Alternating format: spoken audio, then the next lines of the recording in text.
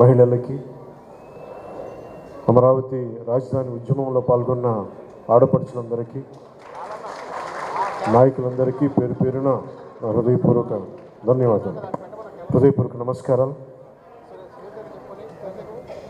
కొద్ది కాలం క్రితం విధ్వంసం రచయిత శ్రీ ఆలపాటి సురేష్ కుమార్ గారు ఈ పుస్తకం నాకు పంపినప్పుడు కొంత మొత్తం చదవలేదు, కానీ ఒక 40 నుంచి 50 పేజీలు చదవడం జరిగింది. ఇందాక ఆయన చెప్తున్నట్టుగా ఒక రచయిత ఏ ప్రయోజనాలను ఆశించి రాశారు, ఎవరి పక్షాన్ని నిలబడి రాశారు అని నాకు ఆయన ఇప్పుడు చెప్తుంటే నాకు అర్థమైంది, కానీ చదువుతుంటే నాకు ఒకటే అనిపించింది, ప్రజల పక్షాన్ని వహించి రాశారు ఈ పుస్తకం. చదివిన మొట్టమొదటి పేజీలోనే నాకు అర్థమైంది, ఈయన ఎవరి పక్షం తీసుకోలేదు. ఒక సాక్షిభూతంగా జరిగిన సందర్భాన్ని జరిగినట్టు ఎలాంటి భావోద్వేగాలకి లోను కాకుండా, ఎలాంటి పక్షపాతాలకి లోను కాకుండా ఒక నిజమైన జర్నలిస్ట్ రిపోర్ట్ చేస్తే ఎలా ఉంటుందో ఈ విధ్వంసం పుస్తకం ఆలపాటి సురేష్ కుమార్ గారు అంత గొప్పగా రాశారు.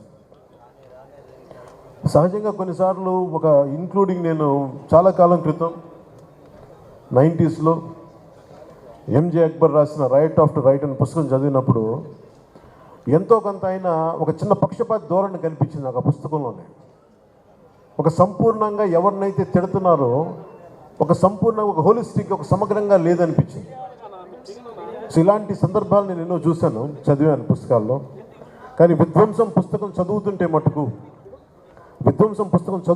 మటుకు అసలు ఆయన చాలా ఎక్కడా కూడా ఒక పక్షపాతి ధోరణి లేకుండా ఒక నిజమైన జర్నలిస్ట్ ఎలా రాస్తే సమాజానికి ఉపయోగపడుతుందో అంత గొప్పగా రాశారు ఈ పుస్తకాన్ని.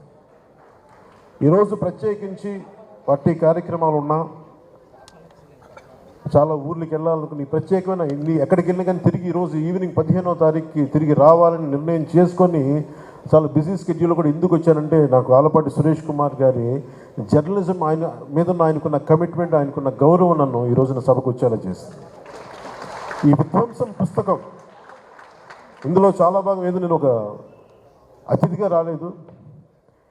ఈ పుస్తకంలో పేర్కొన్న పలు సంఘటనల్లో నేను కూడా సాక్షిగా ఉన్నాను. నేను కూడా ప్రత్యక్షంగా అనుభవించిన వాడిని, కొన్ని పరోక్షంగా చూసిన వాడిని.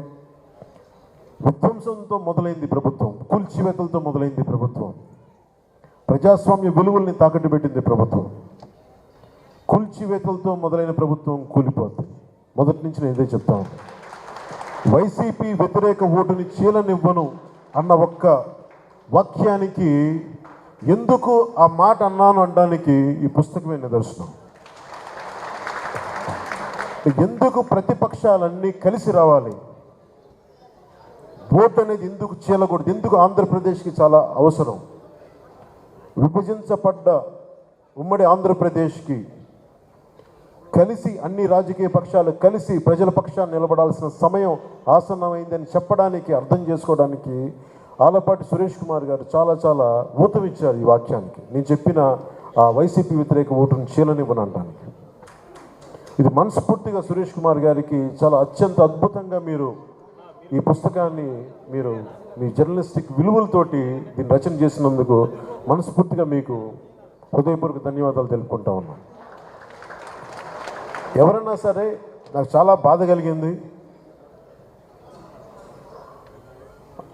ఎలక్షన్లు అయిన వెంటనే ముందు కూల్చివేతలతో మొదలైతే అమరావతి రైతాంగం మీద, రైతుల మీద దాడి జరిగినప్పుడు నాకు ఒక్కొక్కళ్ళు మా జనసేన పార్టీ ఆఫీస్కి వచ్చి వాళ్ళ దెబ్బలు చూపిస్తూ ఉంటే గుండె కరిగిపోయింది, గుండె చెదిరిపోయింది ఆ బాధకి. ఆడపడుచుల మీద ఎన్ని రకాలుగా అగాయిత్యాలు చేసి పోలీసుల హై హ్యాండెడ్ బిహేవియర్ చాలా బాధ కలిగించింది. ఈరోజు మన ఎన్నికలు వచ్చేసి మనం ధైర్యంగా ఉన్నాం, కానీ మీరు ఊహించుకోండి, 2019 నుంచి ఈ రోజు దాకా ఒక సుదీర్ఘమైన కాలం. అది అసలు కాలం తెములుద్దా అనిపించేది. వీరి దాష్టీకానికి అసలు మనం తట్టుకోగలమా అనిపించేది.